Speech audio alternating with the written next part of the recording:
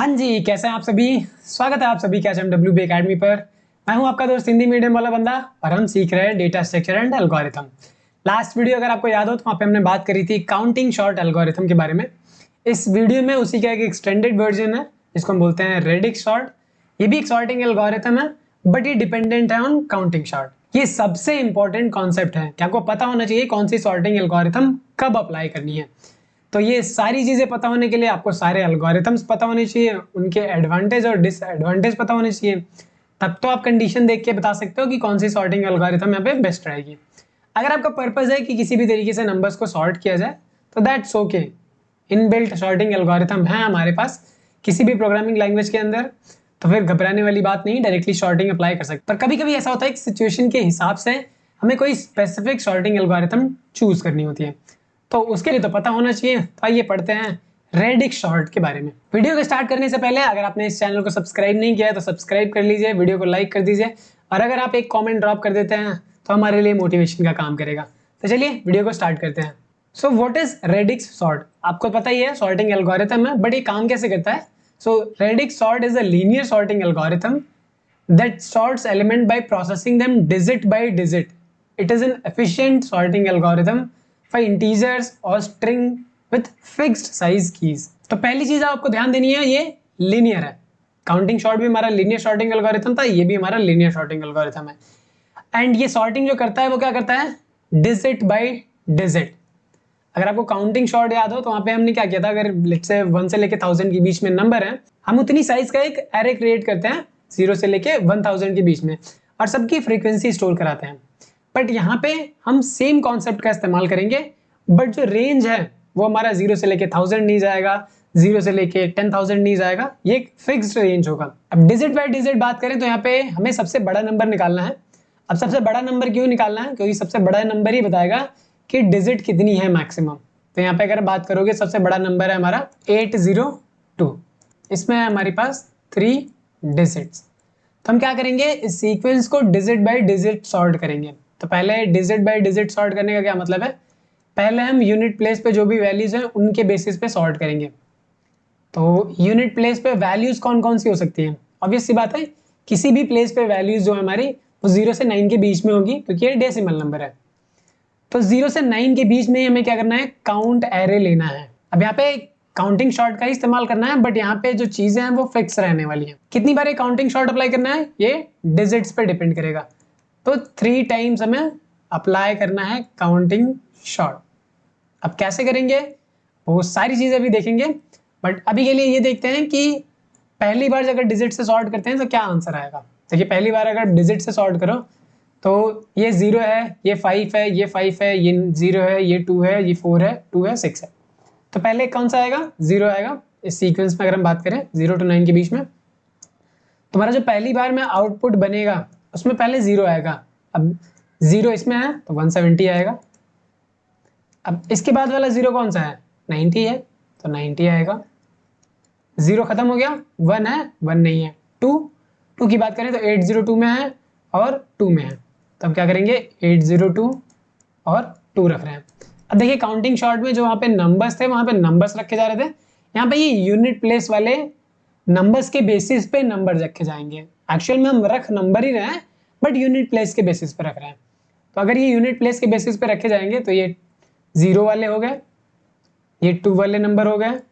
अब आगे आएंगे 3 नहीं है, 4 है, तो 4 पे कौन सा है? ये 24 है, ठीक है। एंड 5 की बात करें तो 45 है, 75 है, एंड नेक्स्ट हमारा 6 है, तो ये हमारा हो जाएगा 66। तो ये हमारी जो सॉर्टिंग हुई है ये हमारी यूनिट प्लेस के बेसिस पे हुई है। अब नेक्स्ट स्टेप जो सॉर्टिंग का होगा वो हमारा 10th प्लेस पे जो वैल्यू होगी उसके बेसिस पे।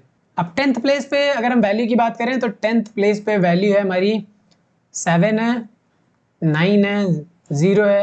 यहाँ पे नहीं है तो यहाँ पे क्या हो जाएगा? 0। याद रखना जिस पे नहीं है वो 0 है। यहाँ पे ये 2 है, 4 है, 7 है, 6 है। तो पहले 0 वाला नंबर आएगा, ऑब्वियस सी बात है 0 वाला नंबर आएगा। तो सबसे पहले यहाँ पे आएगा हमारा 802। अब 802 क्यों आएगा? क्योंकि 10th प्लेस पे 0 है।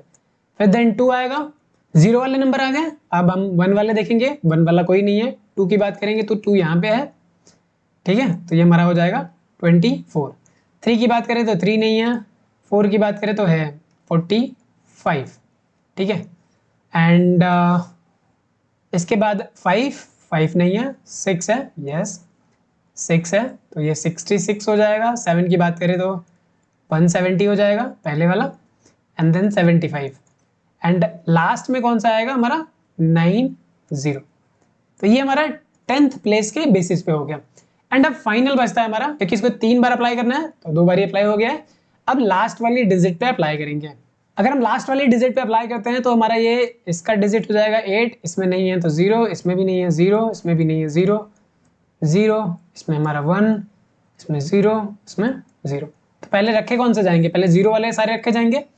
तो 0 वाले में यहाँ लेफ्ट साइड से आएंगे तो पहले 2 आएगा, देन 24 आएगा, देन 45 आएगा, एंड देन 66 आएगा, देन 75 आएगा, देन 90 आएगा। अब कौन सा आएगा 1 वाला डिजिट, तो 1 वाला आएगा 170, और ये हमारा 802। तो इस तरीके से अगर आप देखोगे 3 बारी में क्या हो जाएगा, कंप्लीटली सॉर्ट हो जाएगा, ठीक है। ये क्या है हमारा सॉर्टेड है। तो बस यही टेक्निक का इस्तेमाल करना है, काउंटिंग शॉर्ट में 3 बारी अप्लाई करना है। अब ये नंबर्स कैसे मिलेंगे, यूनिट प्लेस वाला एंड 10th प्लेस वाला एंड 100 प्लेस वाला, तो इसके लिए हमें लॉजिक लिखने की जरूरत है। अब यहाँ पे काउंटिंग शॉर्ट में थोड़े से मॉडिफिकेशन करने की जरूरत भी पड़ेगी, बट अभी के लिए समझते हैं कि ये नंबर्स कैसे मिलने वाले हैं। अब यहाँ पे लेते हैं 802। 802 में अगर मैं लास्ट वाला डिजिट चाहिए तो हम क्या करेंगे, इसको 1 से डिवाइड करेंगे।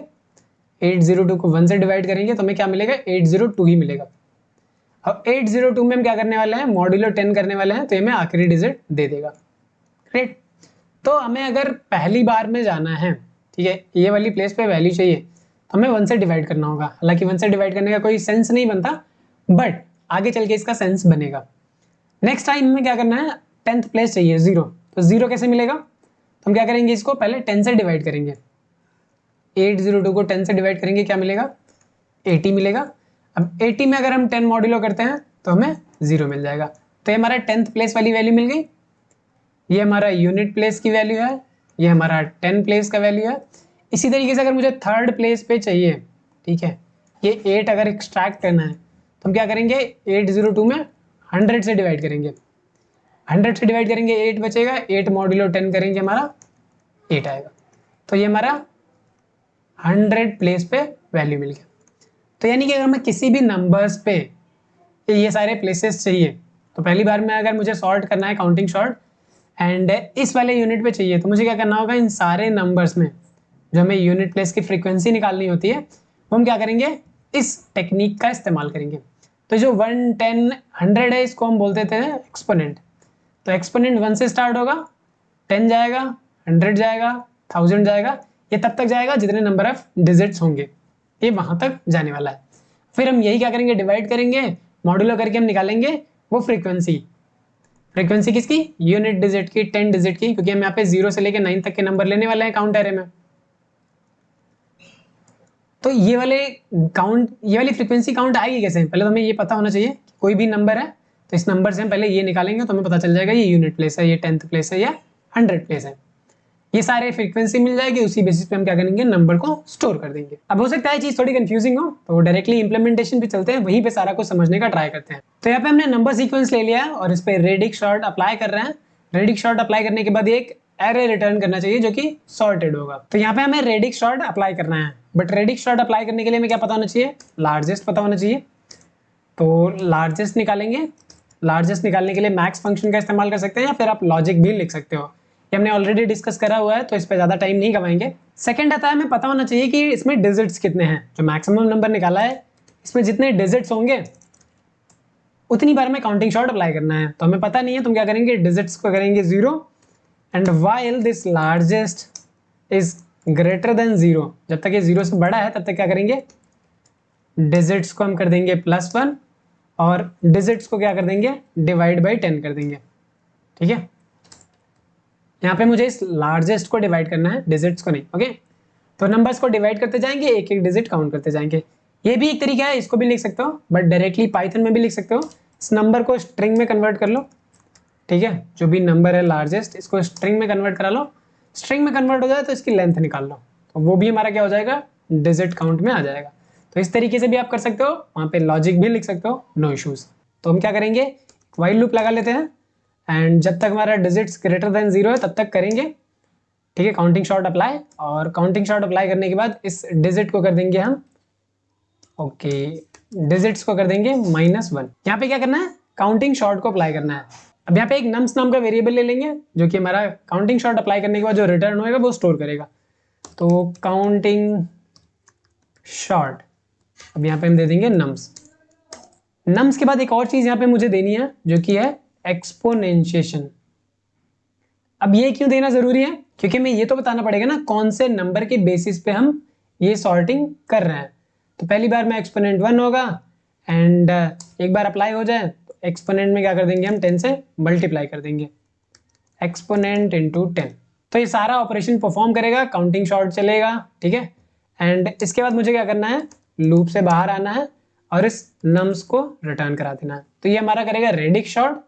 यहाँ तक तो ये क्लियर है। अब counting short digit bye digit कैसे काम करेगा, तो उसके लिए भी हम एक फंक्शन बना लेते हैं, लेट्स से काउंटिंग शॉर्ट, और यहाँ पे हम दे देंगे एरे। ठीक है, अब नम्स दे दो, एरे दे दो और एक एक्सपोनेंट। अब देखिए ये एक्सपोनेंट बताएगा किस डिजिट को लेके सॉर्टिंग हो रही है। अगर ये 1 होगा तो यूनिट डिजिट, अगर ये 10 होगा तो 10th प्लेस पे, 100 होगा तो 100 प्लेस के बेसिस पे हो रहा होगा। इसी तरीके से और भी आगे बढ़ सकता है, तो उसके बारे में अभी नहीं जाएंगे। अभी बस इतना समझते हैं कि वो डिजिट कैसे निकालेंगे अगर हमें एक्सपोनेंट पता है तो यहाँ पे हमने देखा था कि अगर हमें एक्सपोनेंट पता है तो डिजिट कैसे निकालना है। तो एक्सपोनेंट से डिवाइड करेंगे, जो आएगा उसमें 10 से मॉड्यूलो करेंगे तो हमें क्या मिलेगा, ये यूनिट प्लेस, 10th प्लेस या 100 प्लेस। तो सब में मॉड्यूलो 10 कर रहे हैं, डिवाइड जो है वो एक्सपोनेंट से कर रहा है। तो हमें क्या करना है, जो भी काउंट एरे में जब फ्रीक्वेंसी काउंट करेंगे या फिर जब हम आउटपुट एरे में आएंगे, आउटपुट एरे में डेटा डाल रहे होंगे, तो वो कौन से वाले इंडेक्स को कंसीडर करेगा, यानी कौन सी वाली वैल्यू को कंसीडर करेगा, ये डिपेंड करेगा इस काउंट एरे पे जिसमें ये सारा कुछ स्टोर हुआ होगा। अब देखिए अगर आपने काउंटिंग शॉर्ट अच्छे से पढ़ लिए तो यहाँ पे कोई कंफ्यूजन नहीं होगा, थोड़ा सा मैनिपुलेशन की जरूरत है। अब वहां पे जैसे हम करते थे सिमिलर कॉन्सेप्ट यहाँ पे भी अप्लाई करेंगे। वहां पे हम लार्जेस्ट निकालते थे, फिर उसी लार्जेस्ट में एक ऐड करके एक काउंट एरे जनरेट करते थे, उसका साइज होता था लार्जेस्ट प्लस 1 होता था। यहाँ पे काउंट क्या होगा, 0 to 9 के बीच में होगा। अब 0 to 9 के बीच में होगा, हमें ये चीज पता है, तो हम क्या करेंगे, डायरेक्टली काउंट एरे यहाँ से निकाल लेंगे। तो यहाँ पे मल्टीप्लाइड बाई 10 किया हुआ है तो ये 0 से 9 तक का इंडेक्स जनरेट करेगा। सब पे इनिशियल वैल्यू क्या है, हमारी 0 है। तो हम क्या करेंगे, इन सारे नंबर्स पे जाएंगे और इन सारे नंबर्स पे जाने के बाद जो हम वहाँ पे कर रहे थे सीधे सीधे नम प्लस इक्वल्स टू 1, यहाँ पे क्या करेंगे, हम पहले तो डिवाइड करेंगे, इसको हम करेंगे डिवाइड बाई एक्सपोनेंट। ठीक है, उसके बाद जो आएगा उसमें मॉड्यूलो 10 निकालेंगे तो हमारा यूनिट प्लेस या फिर 10th प्लेस पे वैल्यू मिलेगी। तो वो हमारा क्या आएगा, 0 to 9 के बीच में आएगा। और ये जो हमने काउंट एरे बनाया हुआ है इसमें क्या करेंगे, वो सारी चीजें इंसर्ट करा देंगे। अगर आपको ये कंफ्यूजिंग लग रहा है तो लाइन बाय लाइन समझते भी चलते हैं। यहाँ पे पहला नंबर बात करें तो ये है 170। तो 170 पहली बार में एक्सपोनेंट क्या होगा हमारा 1 से डिवाइड करेंगे तो 170 आएगा, मॉड्यूलो 10 करेंगे तो क्या आ जाएगा, 0 आ जाएगा। तो अगर ये 0 आता है तो ये किस वाले इंडेक्स पे स्टोर होगा, यहाँ पे स्टोर होगा। तो बाई डिफॉल्ट यहाँ पे सब में 0 था, अब हमारा 1 हो गया है। ठीक है, 45 पे जाएंगे तो वही सेम चीज अप्लाई करेंगे, डिवाइड बाय एक्सपोनेंट करेंगे, डिवाइड बाय 1, मॉड्यूलो 10 करेंगे, 5 आएगा। तो 5 हमारा यहाँ पे आएगा, तो इसकी फ्रीक्वेंसी 1। सेकंड फिर से 5 आता है तो ये फ्रीक्वेंसी बढ़ के क्या हो जाएगी 2। फिर 0 आएगा, इसकी फ्रीक्वेंसी बढ़ के 2। फिर हमारा क्या आएगा 802, तो यहाँ पे फ्रीक्वेंसी 1। 24 के लिए यहाँ फ्रीक्वेंसी 1। 2 के लिए फ्रीक्वेंसी यहाँ पे फिर से बढ़ जाएगी 66, यहाँ पे 6 आएगा तो फ्रीक्वेंसी 1। तो यहाँ पे अगर हम बात करें ये 1 आ गया, ये 2 आ गया, बाकी सब में क्या है 0। तो जो काउंटिंग शॉर्ट हम अप्लाई करते थे, पहला स्टेप ये था कि फ्रीक्वेंसी काउंट करते थे। तो यहाँ पे जो फ्रीक्वेंसी काउंट हो रही है ये फ्रीक्वेंसी हमारी एक्सपोनेंट के बेसिस पे, यानी कि फर्स्ट प्लेस हो सकता है, सेकंड प्लेस हो सकता है, थर्ड प्लेस वाली डिजिट के बेसिस पे हो रहा है। तो ये हमारा जनरल है, तो यहाँ तक तो ये है। ठीक है, नेक्स्ट स्टेप आपको क्या करना है, यहाँ पे जो हम वहां पे कर रहे थे सेम चीजें यहाँ पे भी आप अप्लाई करेंगे। तो पहले प्रीफिक्स हम निकालेंगे। अब जो चीजें हम वहां पे करी हुई है सेम कॉन्सेप्ट यहाँ पे भी अप्लाई करेंगे।